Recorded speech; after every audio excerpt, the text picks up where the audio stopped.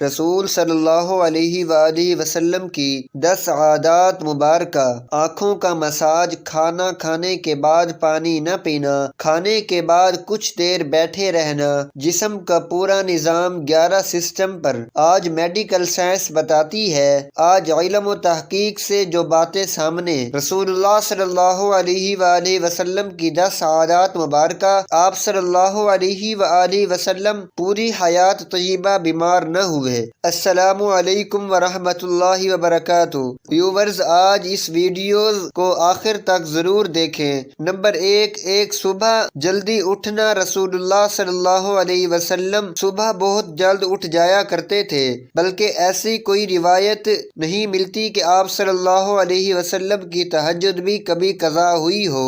سورج نکلنے سے کچھ وقت قبل اور 1 گھنٹہ بعد تک کا وقت آکسیجن سے بھرپور وقت ہوتا ہے۔ آج سائنسی تحقیق کی بنیاد پر بھی صحت کے اعتبار سے 24 گھنٹوں میں یہ بہترین وقت ہوتا ہے کہ جس میں آپ کو زیادہ سے زیادہ آکسیجن دینے کا موقع ملتا ہے، جو کہ آپ کی صحت مند زندگی کے لیے ایک بہترین مفید عمل ہے۔ نمبر 2، وقت قبل اور 1 گھنٹہ بعد تک کا وقت آکسیجن سے بھرپور وقت ہوتا ہے۔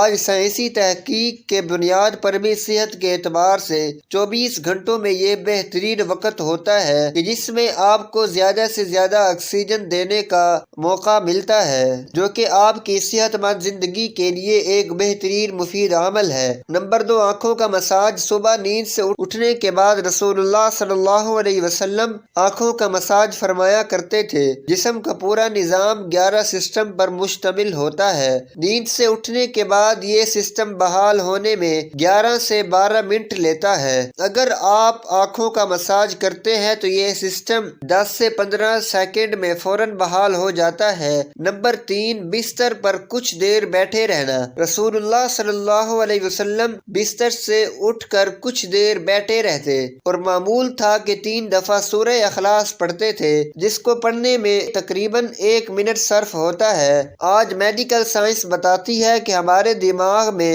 ایک کیپولری ہے کہ جس کے ایک حصے سے دوسرے حصے کے لیے بلڈ کے لیے ایک پل بنتا ہے۔ اس طرح اس پل کے ذریعے سے ہی ہمارے پورے دماغ کو خون سپلائی بحال ہوتی ہے کہ جہاں سے ہمارے تمام اعصاب یعنی پورا جسم کو کنٹرول ہونا ہوتا ہے۔ اگر کوئی شخص صبح بیدار ہونے پر اچانک اٹھ کر چل دے جبکہ ابھی دماغ میں خون کی سپلائی بحال نہیں ہوئی تو اس شخص کو یہاں برین ہیمریج ہو سکتا ہے یا وہ دماغ کے کئی دوسرے پیچیدہ مسائل کا شکار ہو سکتا ہے کہ جس میں اچانک جسم کے کئی حصوں کا مفلوج ہونا فالج بھی شامل ہے۔ جبکہ اگر وہ صرف 1 منٹ بیٹھا رہے کہ اس کے دماغ میں خون کی سپلائی بحال ہو سکے تو بہت سے پیچیدہ مسائل سے بچ سکتا ہے۔ یہ باقاعدہ ایک سائنس ہے اور ایک حدیث مبارکہ کے پیچھے بہت سے پروفیسر ڈاکٹرز کی ریسرچ شامل ہے کہ جس میں غیر مسلم ریسرچرز نے بھی اتفاق کیا ہے کہ ہمیں محمد صلی اللہ علیہ وآلہ وسلم کی اس سنت کے مطابق صبح اٹھنے کے بعد بیڈ پر کچھ دیر بیٹھے رہنا چاہیے۔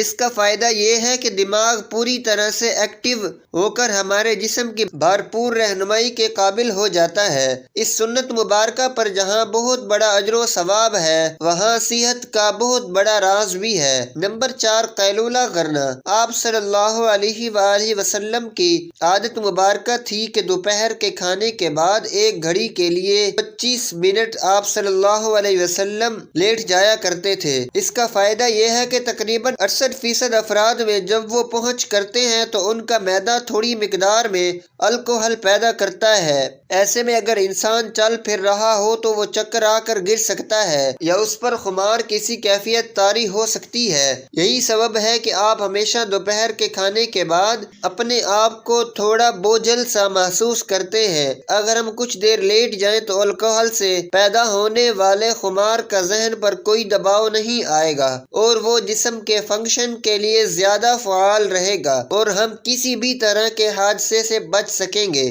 اس کے علاوہ بھی اس سنت مبارکہ پر عمل نہ کرنے کی صورت میں بہت سے صحت کے مسائل کا خدشہ رہتا ہے، چونکہ یہ بات آج تحقیقات سے ثابت شدہ ہے۔ اس لیے دنیا بھر کے ممالک میں بیشتر 1 سے 2 یا 3 بجے تک دوپہر کا وقفہ کیا جاتا ہے تاکہ لوگ لنچ کے بعد کچھ قیلولہ کر سکیں۔ آج پورا یورپ رسول اللہ صلی اللہ علیہ وسلم کی سنت کو عملاً اپنائے ہوئے ہیں اور پورے یورپ میں دوپہر 1 سے 3 بجے تک کا وقفہ ہوتا ہے۔ انہوں نے سنت رسول صلی اللہ علیہ وآلہ وسلم پر ریسرچ کی، اپنایا اور ہم سے کہیں بہتر صحت کا معیار رکھتے ہیں۔ نمبر 5، کھانے سے پہلے پھل نوش فرمانا۔ رسول اللہ صلی اللہ علیہ وآلہ وسلم ہمیشہ کھانا کھانے سے پہلے فروٹ نوش فرمایا کرتے تھے۔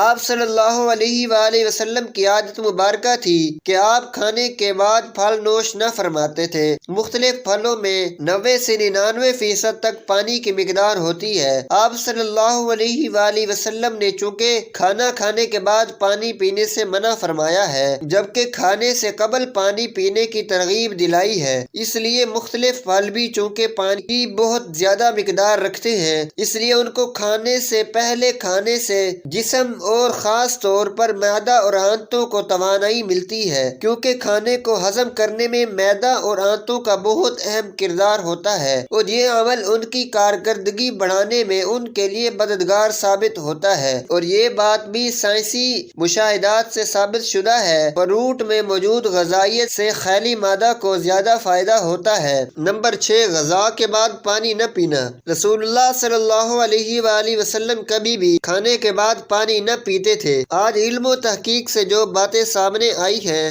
ان سے پتہ چلتا ہے کہ اس سنت مبارکہ پر عمل نہ کرنے کے اس قدر نقصانات ہیں کہ گمان بھی نہیں کیا جا سکتا۔ جب ہم کھانے کے بعد پانی پیتے ہیں تو کھانے میں جس قدر بھی فیڈز ہوتے ہیں وہ کھانے سے نکل کر معدے کے اوپر والے حصے کی طرف آ جاتے ہیں، باقی کھانا ہاضمے کے دوسرے مرحلے کے لیے چھوٹی آنت میں چلا جاتا ہے اور اس طرح معدے میں رہ جانے والا فیٹ اور پروٹین معدے کے اندر انتہائی نقصان دہ وجوہات پیدا کرتے ہیں، جبکہ ان سب کو کھانے کے ساتھ مکس ہو کر نظام کے اگلے مرحلے میں جانا تھا۔ ہم نے پانی پی لیا یا پھل کھا لیا تو یہ ہماری صحت کی بربادی کے لیے معدے میں ہی رہ گئے۔ ایک حدیث رسول اللہ صلی اللہ علیہ وسلم کا مفہوم ہے کہ اگر کھانا کھا لینے کے بعد پانی کی حاجت ہو تو محض چند ایک گھونٹ لے لو اور اس کے بعد روٹی کا ایک لقمہ کھا لو۔ جاپانی تحقیق ہے کہ کھانے کے بعد پانی پینے سے جو فیٹ اوپر آ رہے تھے اور آپ نے جو بعد میں جو لقمہ کھا لیا تو فیٹس کے اوپر آنے کا سلسلہ نہ صرف وہیں رک جاتا ہے بلکہ وہ دوبارہ غذا کا حصہ بن جاتے ہیں۔ اس لیے کھانا کھانے کے بعد پانی ہرگز نہیں پینا چاہیے کہ جو پیٹ میں نہ صرف گیسز، تیزابیت، بد ہضمی کا باعث بنتے ہیں بلکہ بہت سے دل کے امراض کا تعلق بھی اسی سنت مبارکہ پر عمل نہ کرنے کے سبب ہی سے ہے۔ نمبر 7، وضو۔ ہم دن میں 5 فرض نمازوں کے لیے کم از کم 5 بار وضو کرتے ہیں کیونکہ وضو کے بغیر نماز نہیں ہوتی اور منہ، ناک، ہاتھ، بازو، سر اور پاؤں دھوئے بغیر وضو نہیں ہوتا، یعنی دن میں 5 بار ہم جسم کے ان تمام اعضاء کو دھوتے ہیں۔ وضو میں ہم جسم کے تمام ظاہری اعضاء دھوتے ہیں کہ جن پر مٹی اور گار بن کر لگ جاتی ہے۔ آج سائنسی مشاہدات یہ بات ثابت کرتے ہیں جسم کے جن اعضاء پر مٹی یا گار بن کر لگ جاتی ہے تو اگر ان کو صاف نہ کیا جائے تو وہ جسم کے حصے پر زیادہ دیر لگے رہے تو ان اعضاء اور دوا کا کنیکشن کمزور ہو جاتا ہے، یعنی جسم کا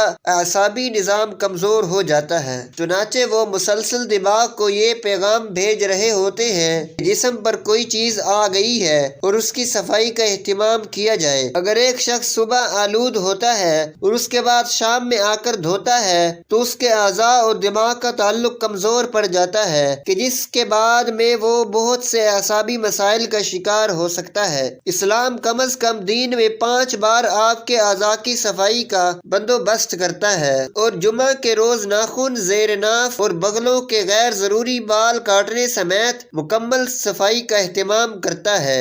رسول اللہ صلی اللہ علیہ وآلہ وسلم نے نہ صرف ایسا کرنے کا حکم فرمایا ہے بلکہ یہ سب آپ صلی اللہ علیہ وسلم کی سنت مبارکہ کا حصہ بھی ہے۔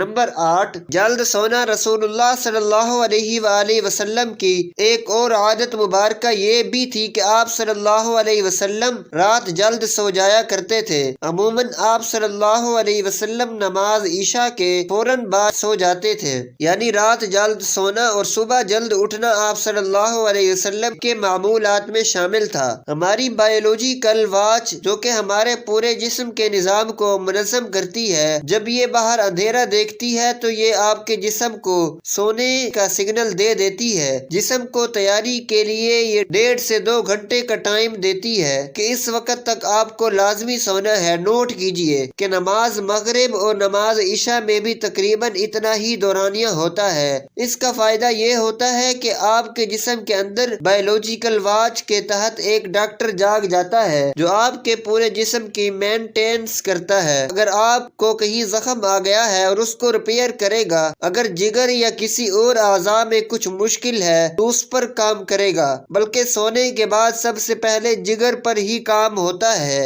اور جو جگر کے مریض ہیں ان کے لیے یہ رائے بھی ہے جہاں وہ اپنا علاج کر رہے ہیں وہ اپنی جگہ، لیکن اپنی نیند کے نظام کو بہتر کر کے اپنے جسم کے ڈاکٹر کو علاج کا موقع دیجیے اور پھر اس کے ثمرات دیکھیے۔ رات 10 بجے سے 12 بجے تک جگر اور اس کے ارد گرد کے اعضاء کی مینٹیننس ہوتی ہے اور اس کے بعد درجہ بدرجہ پورے جسم کی مینٹیننس ہوتی ہے، اور یہ عمل روزانہ کی بنیاد پر ہوتا ہے۔ اللہ رب العزت نے آپ کے جسم میں ایک آٹومیٹک نظام رکھا ہے اور یہ نظام تب کام کرتا ہے کہ جب آپ جلدی سونے کی عادت اپناتے ہیں۔ عہد جہالت میں عربوں میں ایک رواج تھا کہ رات کے کھانے کے بعد ان کے ہاں شعر و شاعری اور دیو مالائی کہانیوں کی محفلیں ہوتی تھی جو رات گئے 2 بجے تک چلتی رہتی تھی، اور اس ماحول میں رسول اللہ صلی اللہ علیہ وسلم کا رات جلدی سونا بھی ان کے نزدیک ایک قابل اعتراض عمل تھا۔ یہ تو عہد جہالت تھا، لیکن آج ماڈرن دور کا دعویٰ کرنے والے ہم مسلمانوں کے ہاں بھی دیر تک جاگنے کو نہ صرف قابل اعتراض نہیں سمجھا جاتا بلکہ کچھ حد تک قابل فخر بھی جانا جاتا ہے۔ عہد جہالت کی محفلوں کی جگہ آج ماڈرن انٹرنیٹ اور سیٹلائٹ ٹیکنالوجی نے لے لی ہے، لیکن جلد سونا رسول اللہ صلی اللہ علیہ وسلم کے معمولات میں تھا کیونکہ جسم کے اندرونی ڈاکٹر کی افادیت سے واقف تھے،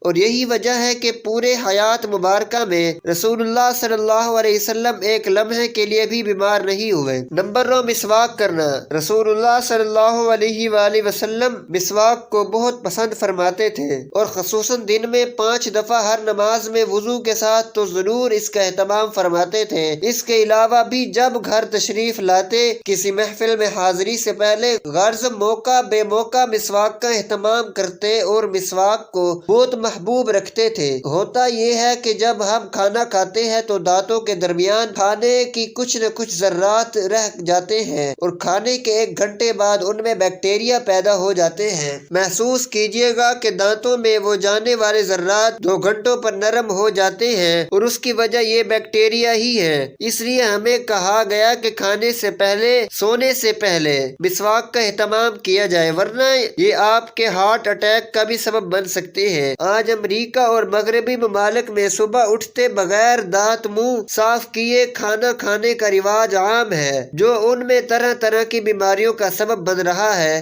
آسٹریلیا کی ایک یونیورسٹی نے ہارٹ اٹیک کے 500 مریضوں پر تحقیق کی۔ انہوں نے جہاں اور بہت سی وجوہات بیان کی، وہاں کا مین وجہ یہ بھی سامنے آئی کہ یہ لوگ ٹوتھ برش کرنے کے عادی نہ تھے، جس کے سبب ان کے دانتوں میں جمع میل پیٹ میں جا کر اس قدر ملٹی پلائی ہوا کہ وہ ہارٹ اٹیک کی آرٹریز کو بلاک کرنے کا سبب بنا۔ ان کو ہارٹ اٹیک کا اصل سبب ان کے دانتوں کا میل تھا، جبکہ ہمیں رسول اللہ صلی اللہ علیہ وآلہ وسلم نے مسواک کی اس حد تک تلقین فرمائی۔ ایک موقع پر فرمایا، اگر امت پر بھاری نہ ہوتا تو میں امت پر مسواک کو فرض قرار دے دیتا۔ آج کی ماڈرن سائنس یہ ثابت کر چکی ہے کہ جن لوگوں کو ٹوتھ برش زیادہ کرنے کی عادت ہوتی ہے ان کو غصہ کم آتا ہے اور وہ اکثر ٹھنڈے مزاج پر سکون رہتے ہیں۔ جس شخص کو زیادہ غصہ آتا ہو، بلڈ پریشر اکثر ہائی رہتا ہو، طبیعت میں بے چینی، تو وہ زیادہ سے زیادہ مسواک کرے۔ 2-3 ماہ ہی وہ اس کے حیران کن معجزاتی اثرات پائے گا۔ نمبر 10، ہفتے میں 2 روزے۔ رسول اللہ صلی اللہ علیہ وآلہ وسلم کے معاملات میں پیر اور جمعرات کا روزہ بھی شامل تھا، اور آپ صلی اللہ علیہ وسلم نے ان روزوں کو رکھنے کی ترغیب بھی دلائی، یعنی کہ ہفتے میں 2 روزے۔ رسول اللہ صلی اللہ علیہ وسلم کا قول مبارک کہ مسلمان ایک آنت میں کھانا کھاتا ہے جبکہ کافر 3 آنت میں، اور ہمیں نصیحت فرمائی کہ جب خوب بھوک لگے تو کھانا کھاؤ اور ابھی بھوک باقی ہو تو چھوڑ دو۔ یہ عمل آج دین میڈیکل کی زبان میں آٹوفجیا کہلاتا ہے۔ یہ انسانی جسم کو صحت مند رکھنے کا بہت عظیم راز ہوتا ہے۔ یہ ہے کہ جب ہم معمول کے مطابق اپنی ضرورت سے زیادہ کھانا کھاتے رہتے ہیں تو جسم میں فالتو پروٹین فیٹس اکٹھے ہو جاتے ہیں جو کہ جسم کی ضرورت سے زائد ہونے کے سبب جسم میں زہر کا کردار ادا کرتے ہیں اور مختلف بیماریوں کا سبب بنتے ہیں۔ آج کی عام بیماریاں شوگر، کولیسٹرول اور بلڈ پریشر کے بنیادی سبب یہی فالتو فیٹس ہی بنتے ہیں۔ جب آپ کو بھوک لگتی ہے تو جسم کے ہنگر جوسز یعنی جسم میں کھانا ہضم کرنے کا خود کار نظام پوری طرح سے تیار ہو جاتا ہے۔ اگر ہم نے 100 لقمے کھانے تھے مگر 70 ہاتھ پر روک لیا تو باقی 30 لقمے کی جن کے جسم کو ضرورت تھی۔ جسم کو ضرورت ایکسٹرا پروٹین اور فیٹس کو کھا کر پورا کرتا ہے۔ جسم اپنے خود کار نظام کے تحت اکٹھے ہونے والے زہر کو ختم کرتا رہتا ہے اور آپ صحت مند رہتے ہیں۔ اب جب 3 روز کچھ کوتاہی ہو گئی اور آپ نے پیر کو روزہ رکھ لیا تو دن بھر کے طویل روزے کے باعث آٹوفجیا کے عمل کو ایکٹیو ہونے کا بھرپور موقع ملتا ہے اور 3 روز کی کوتاہی کو وہ ریپیئر کر دیتا ہے۔ پھر تو روز کے معمولات اور جمعرات کا پھر روزہ، جب یہ سنت رسول اللہ صلی اللہ علیہ وسلم آپ کے معمولات کا حصہ بن جاتی ہے تو بیماری پیدا کرنے والے سیل آٹوفجیا کا عمل ہفتے میں دوبارہ دہرائے جانے کے باعث اکٹھے ہی نہیں ہو پاتے اور آپ سدا صحت مند رہتے ہیں۔ آج ہم سائنسی تحقیقات پر بہت یقین رکھتے ہیں کہ ہم اس انتظار میں ہیں کہ سائنس رسول اللہ صلی اللہ علیہ وسلم کی سنت مبارکہ کو پروف کرے تو ہم اللہ کے رسول صلی اللہ علیہ وسلم کی سنتوں پر عمل کرنا شروع کریں گے۔ حقیقت یہ ہے کہ سائنس رسول اللہ صلی اللہ علیہ وسلم کی سنتوں سے بہت پیچھے ہے اور آپ صلی اللہ علیہ وسلم کی ساری حیات طیبہ سنتیں ہمارے لیے مشعل راہ ہیں اور انہی میں ہمارے لیے دنیا اور آخرت کی کامیابیاں اور راحتیں ہیں۔ ترجمہ: اے مسلمانوں، تمہارے لیے اللہ کے رسول صلی اللہ علیہ وآلہ وسلم کی زندگی میں ایک بہترین نمونہ ہے۔ اللہ پاک ہم سب کو صحت مند زندگی عطا فرمائے اور ہمیں ایمان کی دولت سے مالا مال فرمائے، آمین۔ ناظرین، کمنٹ باکس میں اللہ تعالیٰ کے 99 ناموں میں سے ایک نام ضرور ٹائپ کریں۔ شکریہ۔